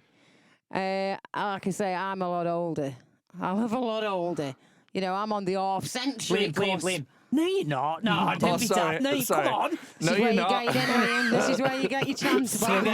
You'll get your other eye blacked in a minute. I know. So I've done the going out. But there is different level. I think you just start thinking differently, don't you? But you're only 21, Fiona. I don't know. Fee just looked at me then and looked at me and went, I think you start thinking a bit differently as you get as a woman. You know that you think differently now as a man as you've got into the 40 bracket. Oh, I've only just made it to 40 though. Yes. I don't really feel any different than 39. When are you 41? September. Yeah, it's not that far off.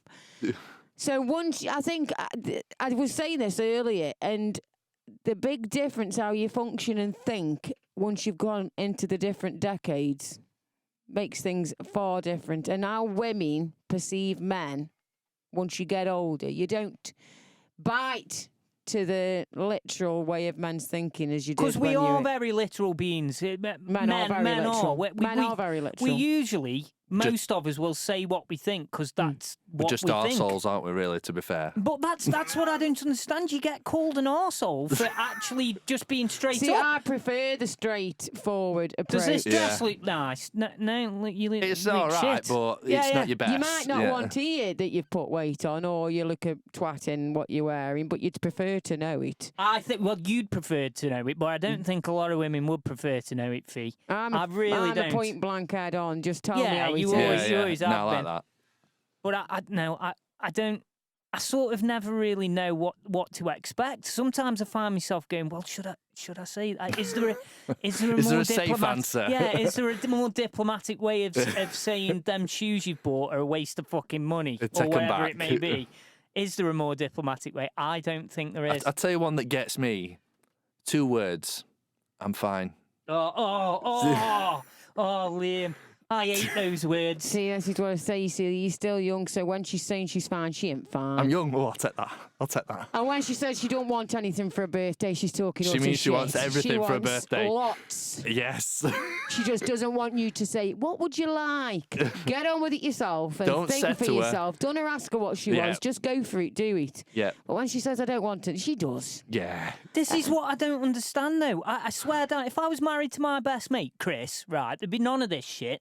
It'd just be like... I've often thought about being a lesbian, Ducky, don't you worry. What do you want for your birthday, you? I think the world would be a far nicer place if I'd gone into the lesbian bracket. So I can understand that you need to be with your own kind to function in a day. You know, we do think very differently. Men and women do think, but I think that's necessary.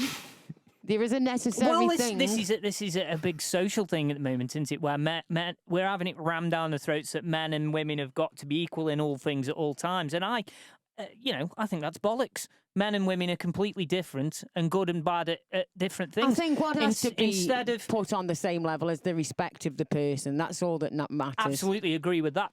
100%, Fee. I just wish that we could accept the fact that we are different, and trying to force us to be the same is pointless because we're not the same. Men and women are totally different. It comes from this, and I am not bothered about the sexuality of any person. I am not bothered at all. It is irrelevant to me. But because there's so many different types of sexuality now, you know, you got your pan, your trans, and everything's thrown in, that it's hard now to cipher out what is male and what is female.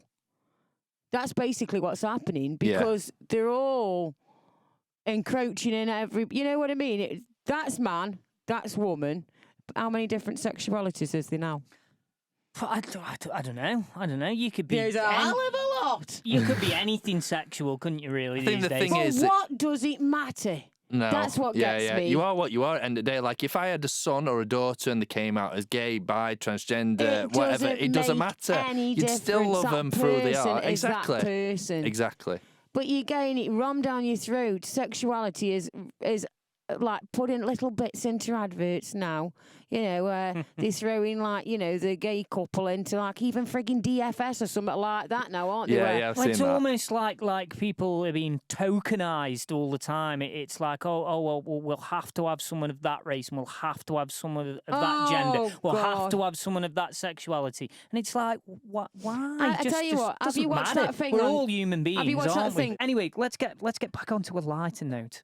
Go on. I wanted to another one that kills me with women, right? Oh, God. Jewelry. What's the fascination?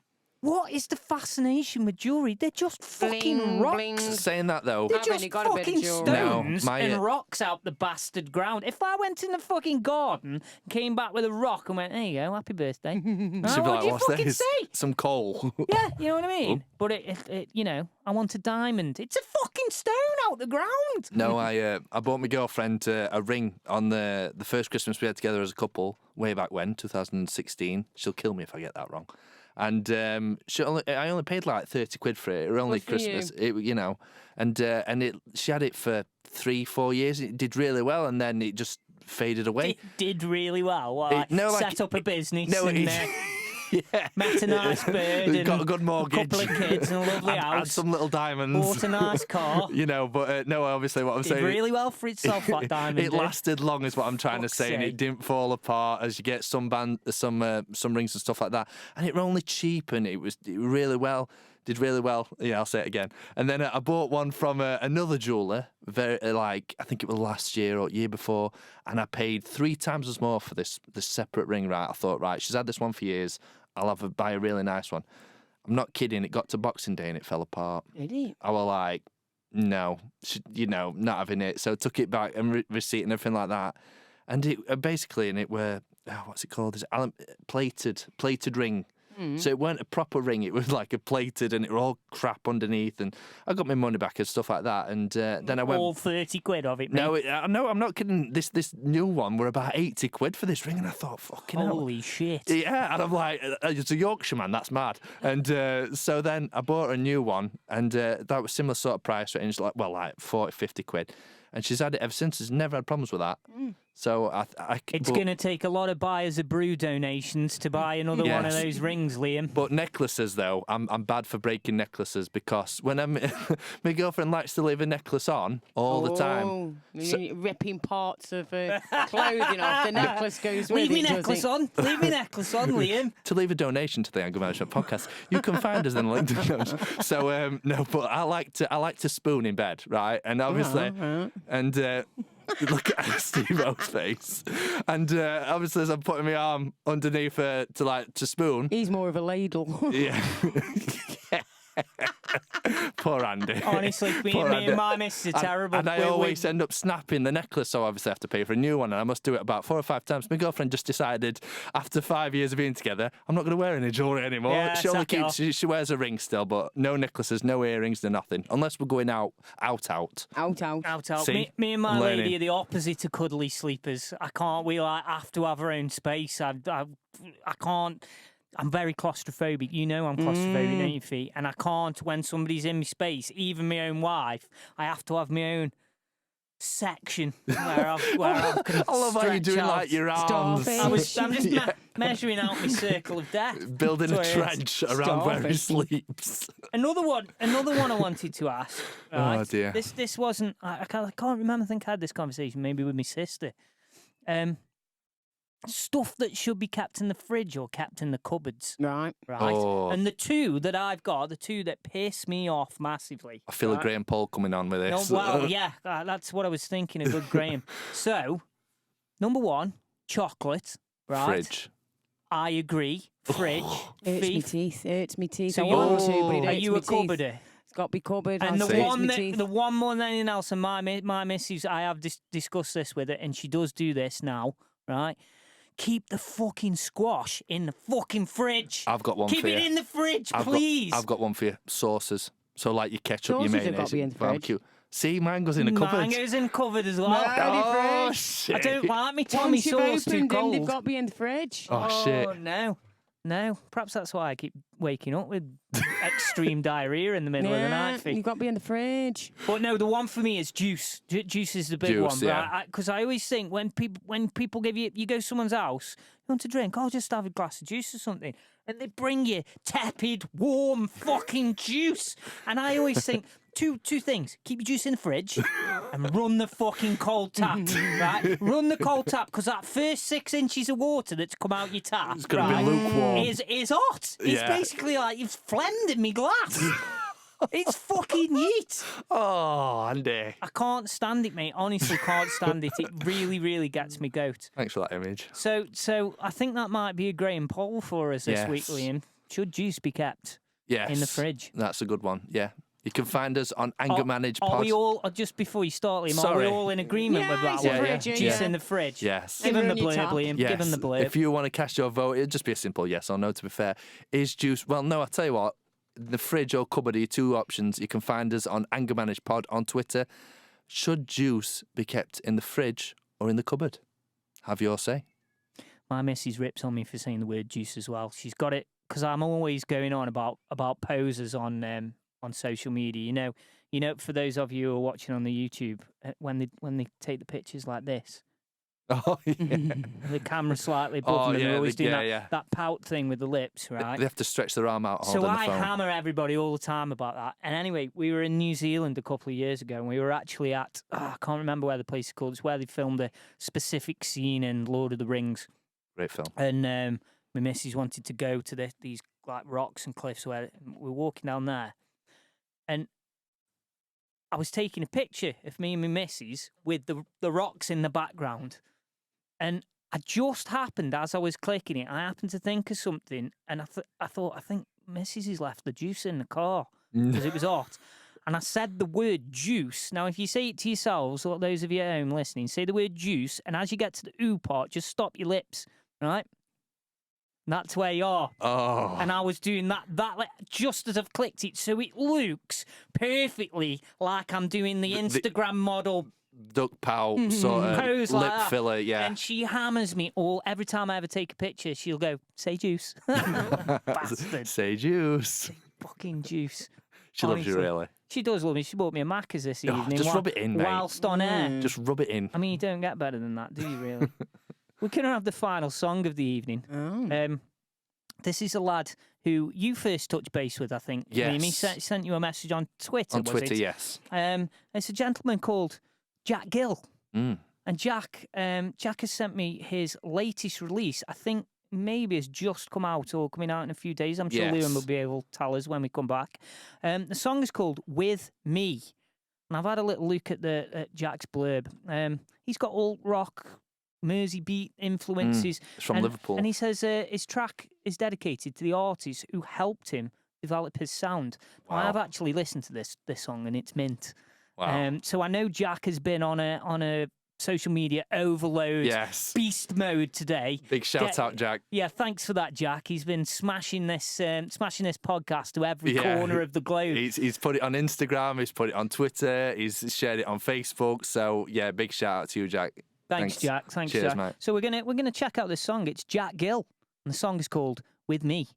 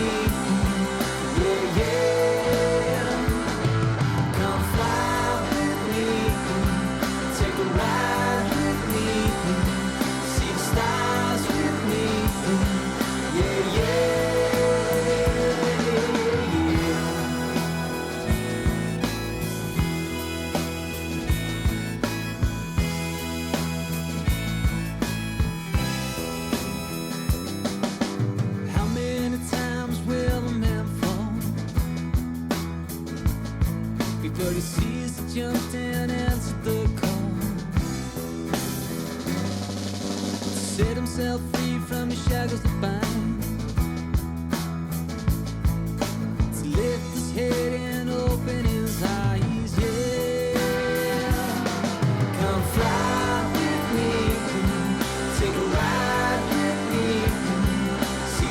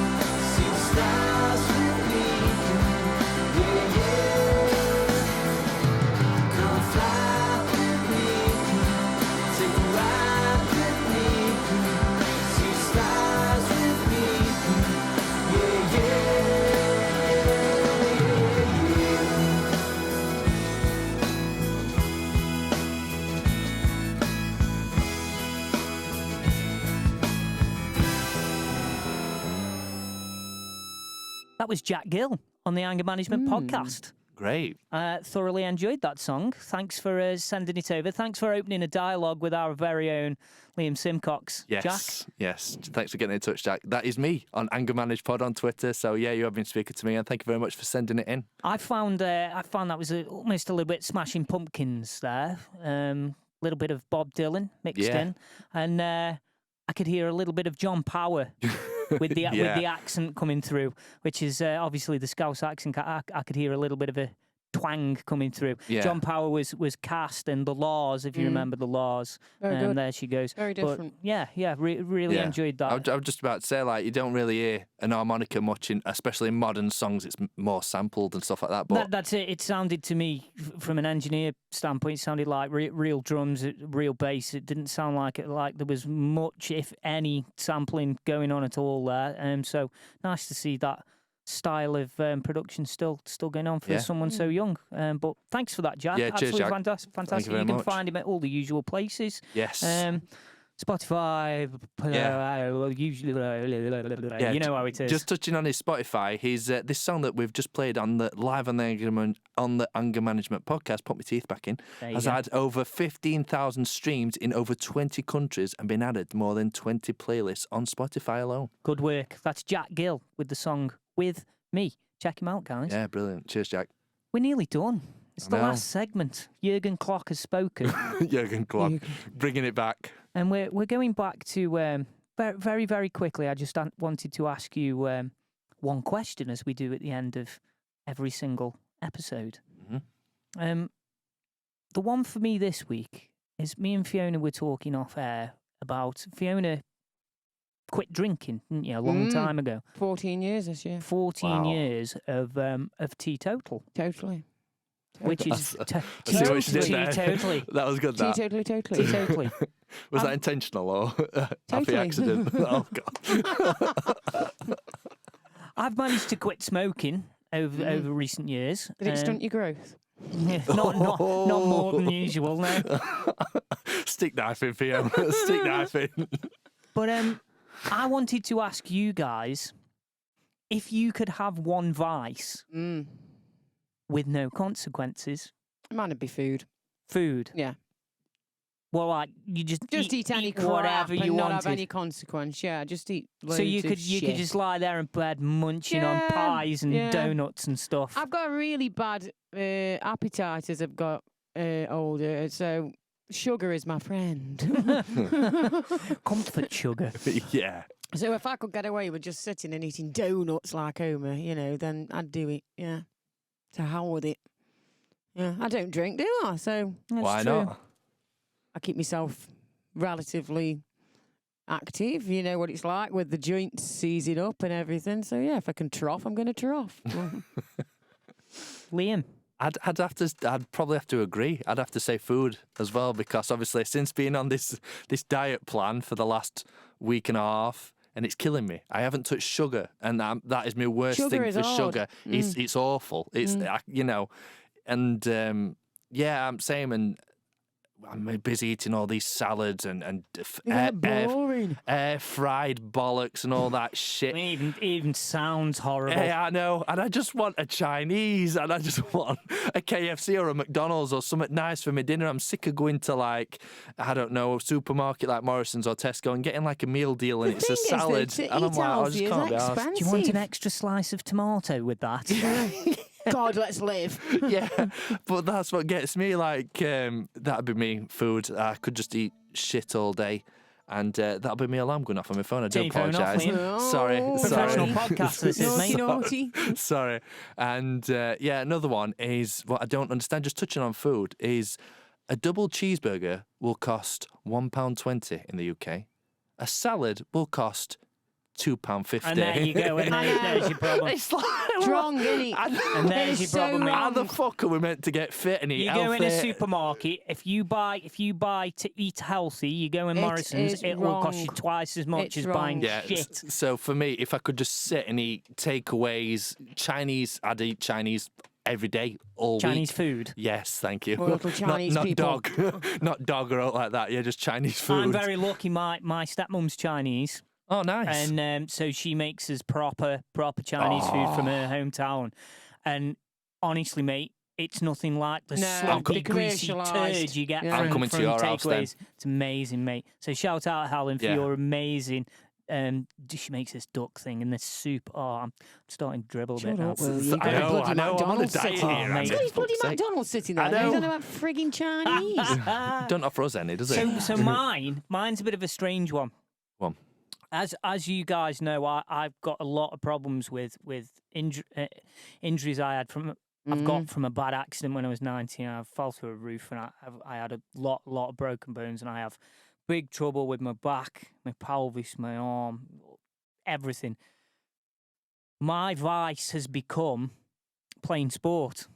Because for me, as Fiona will tell you, she's known me since I was a little kid, and sport has always been everything for me.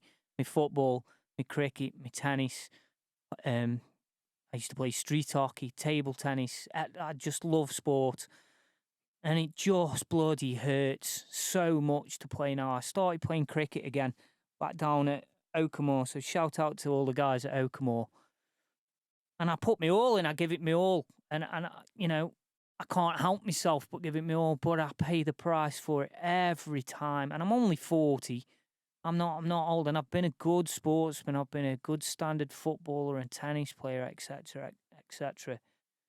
And it kills me. It's like I have to pay the price. It's like almost like people who take drugs, and it might be a big high, and then you pay the price next day. You go out and you drink 10 pints, you pay the price with your hangover the next day. And for me, it kills me. I can't give it up.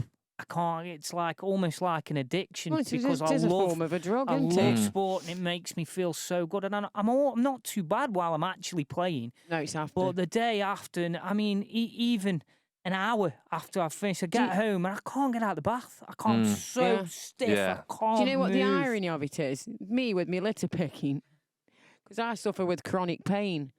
I have got osteoarthritis and I've got chronic pain through nerve damage from when George, bless him, was at home, and I used to have challenges every single day, so I had beatings every day. Yeah. And it's damaged the nerves in my arms. Now, to do the litter picking, while I'm doing it, sounds nothing. You know, you're gripping your stick. Yeah. You Following day, can't lift a kettle up. can't move. Can't lift a kettle up. Because it's damaged the nerves in my hands. But it's annoying. It is It's annoying. heartbreaking Every because time you want what your body won't allow. That's it. And you know, I'm not stupid. I'm 40. I don't expect be fit like when I was 17. Yeah, but I'm 40's not saying nothing, that. is it, at the end of the Exactly. day? But it's.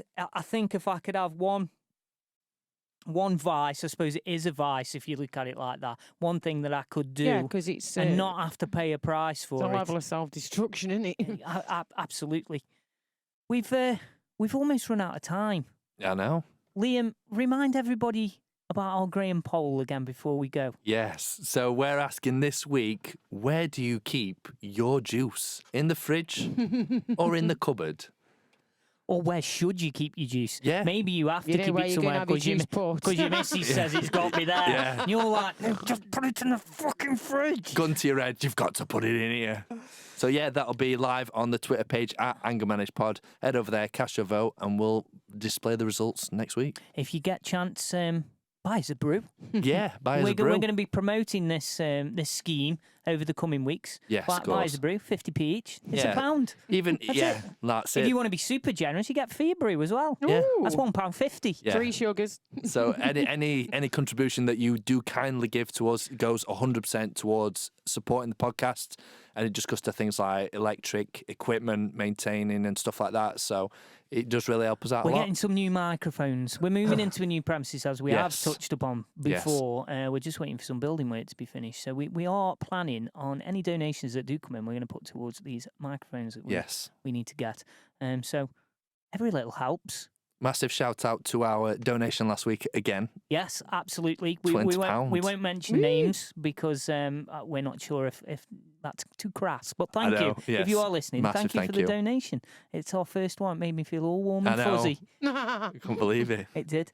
Anyway, It's been the Anger Management Podcast. I'd like to say thank you to Fiona Barker for Yes. joining us. Thank you very much for coming on. It's been Enjoyed nice it. to have a female presence Yes. for once. It gives us validity. Yes. No, It does. You've just been. I That's feel the like I've only been reason you're used. here. It's So the we only reason can't, you're so we here, can't mate. have any comments saying, "Oh, it's all men. This is just the Yeah, event." that's it. No. It's not a sausage party anymore, Watch dudes. episode 5 and then What come woman back. have you met that talks like that? I want now. Well, He's only met his missus ever and his mum. The only women he's ever known. it's the accent. Sorry. When we leave, I'm going to try and hold Fiona from giving him a beating. Not another one. Molestation. Is me looking? Next week, we aren't exactly sure who's going to be our guest yet. We've got the rest of the series all filled up. We have got a spot open next week. If anybody does fancy being on the Anger Management Podcast, drop us a comment. Yes. And Let us know. We will have anyone on here. Literally. Fiona, Chris, Liz. Thanks for the big up. But in all seriousness, it's been a pleasure for you. Thanks I've for enjoyed it. for Thank coming you in. for Thanks having for me. having Thank a you very chat with us. Thank you. And you've been listening to the Anger Management Podcast with me, Andy Stevenson. And me, Liam Simcox. And we'll catch you again next time. We will. Thanks, dudes. Cheers. See you later. See you later.